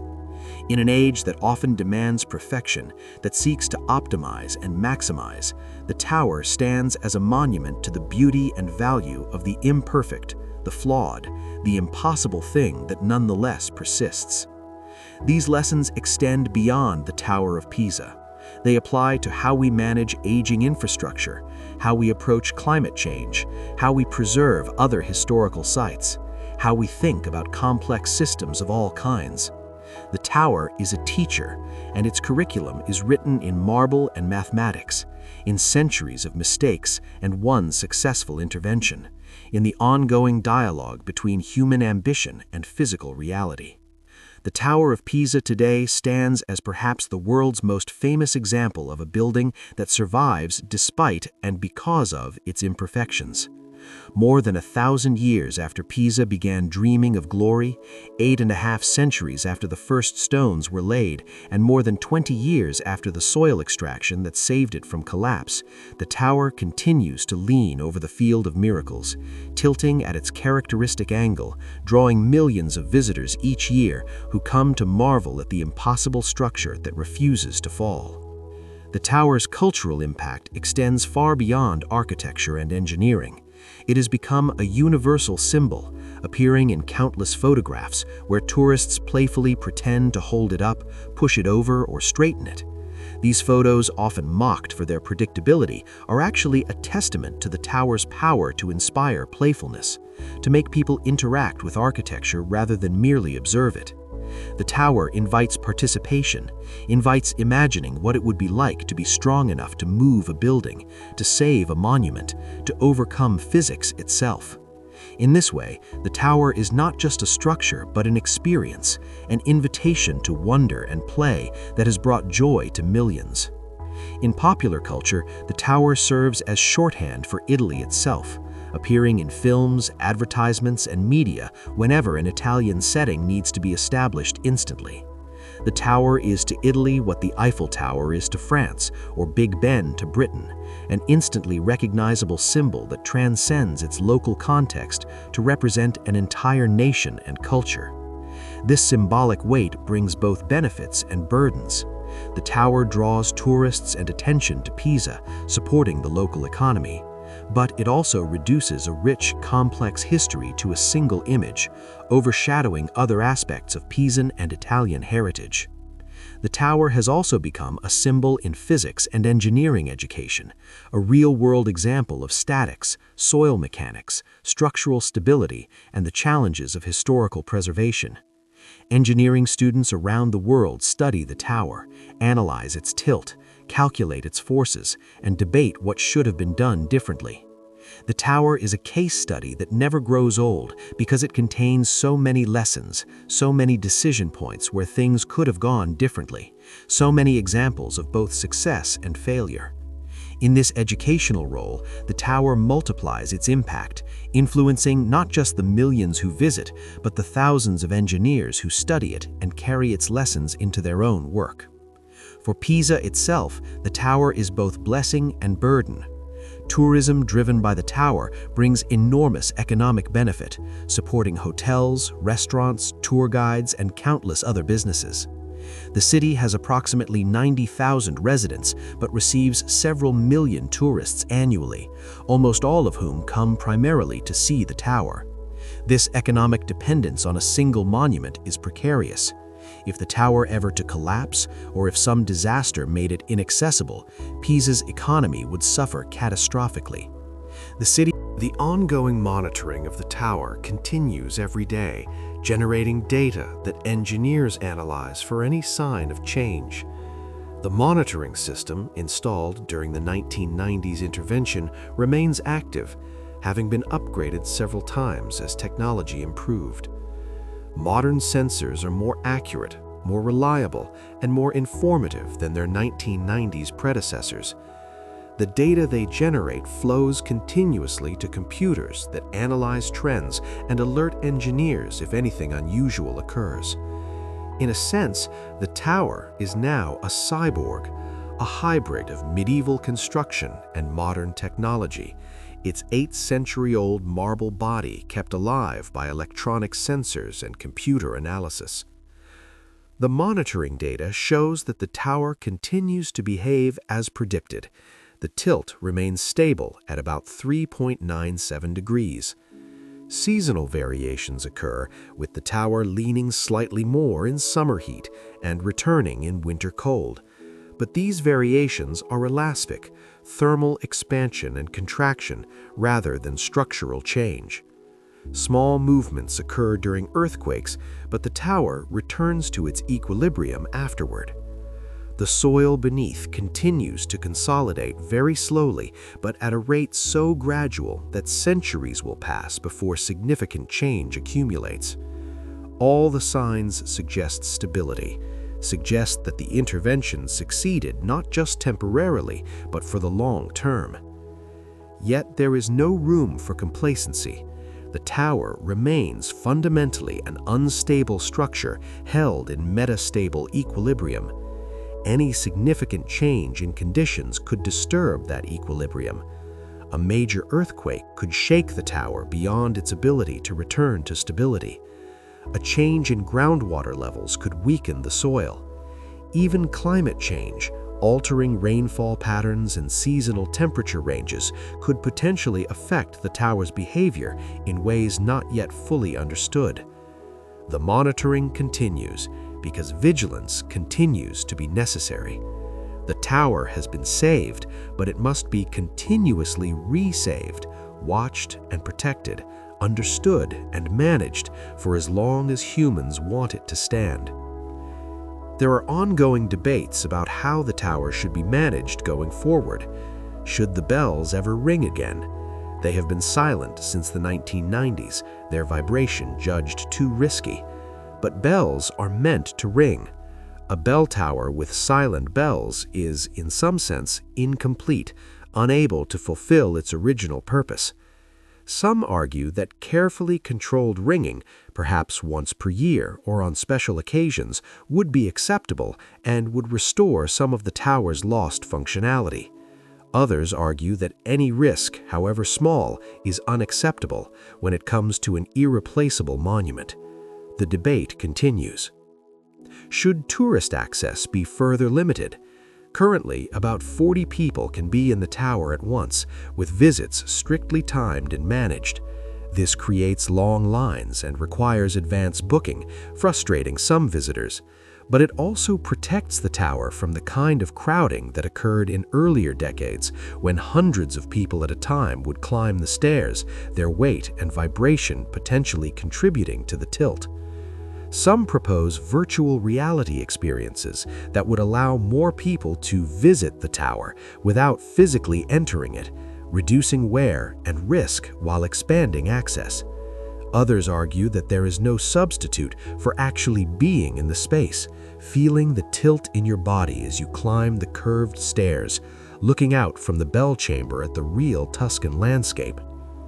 Should additional stabilization be attempted, the tower could potentially be made even more stable through further soil extraction, reducing the tilt to perhaps 3 degrees or even less. But every intervention carries risk, and the tower is currently stable. The engineering consensus is that further intervention is not necessary, that the tower as it is can stand for centuries without additional work. But monitoring continues, and if conditions change, if new problems emerge, engineers stand ready to intervene again. The knowledge and techniques developed during the 1990s intervention are well documented, and a new generation of engineers is being trained in the tower's management, ensuring institutional continuity. The Tower of Pisa has become, in a real sense, immortal, not because it will stand forever in some absolute sense, but because humanity has committed to its preservation, has decided that this structure matters enough to watch and maintain and protect indefinitely. As long as civilization persists in some form that values historical monuments, the tower will be cared for. It has become a trust, passed from generation to generation, each inheriting the responsibility to preserve it for the next. In 1173, the builders could not have imagined that their bell tower would still stand in the 21st century, could not have conceived of sensors and computers and international engineering committees. But their work persists, adapted and protected by technologies they could not imagine, preserved by a global culture that has decided their ambition deserves to survive its mistakes. And perhaps that is the ultimate lesson of the Tower of Pisa. It is not a perfect structure. It was never a perfect structure. It was flawed from the moment the foundation was laid in inadequate soil. The builders made mistakes. The interveners made mistakes. The tower has been mismanaged, endangered, neglected, and nearly destroyed by the very people trying to save it. It has survived wars, earthquakes, weathering, and the slow, inexorable pull of gravity on its tilted mass. It should have fallen centuries ago. By any rational analysis, it should be a pile of rubble, a cautionary tale about ambition exceeding wisdom. But it is not. It stands, leaning, impossible, beautiful, drawing millions to wonder at it, to photograph it, to climb its stairs and feel the world tilt beneath their feet. It stands because humans decided it should stand, committed resources and expertise and care to ensuring its survival, learned from mistakes and adapted, and ultimately succeeded in saving it. The Tower of Pisa has become, in a real sense, more than stone and marble. It is a testament to human persistence, to our ability to correct our errors, to our willingness to invest in preserving beauty and history, even when that investment is expensive and risky and offers no practical return beyond the value of preservation itself. As the sun sets over the Piazza dei Miracoli, the late golden light catches the tower's white marble, making it glow against the darkening sky. The tourists have gone home. The piazza is quiet. The tower stands as it has for 851 years, leaning toward the south, curving impossibly, defying gravity and expectation. It will stand there tomorrow. It will stand there years from now, centuries from now, as long as human civilization maintains the commitment to preserve it. The Tower of Pisa, that medieval dream of glory built on inadequate foundations, that engineering disaster turned cultural treasure, that impossible structure that refuses to fall, stands as a monument not just to its medieval builders, but to all the engineers and caretakers across 8 centuries who ensured it would survive its own flaws to become one of the most beloved structures ever built. It stands, leaning into the future, impossible and eternal, a teacher still, a wonder still, an icon of human ambition, human error, and human determination to preserve what we value, however imperfect, however flawed, however impossible it might seem. The tower waits, as it has always waited, patient as only stone can be, secure in the knowledge that humans have committed to its survival, confident that the careful watch continues, ready to stand through whatever centuries next, leaning eternally over the field of miracles, the impossible tower that will not fall.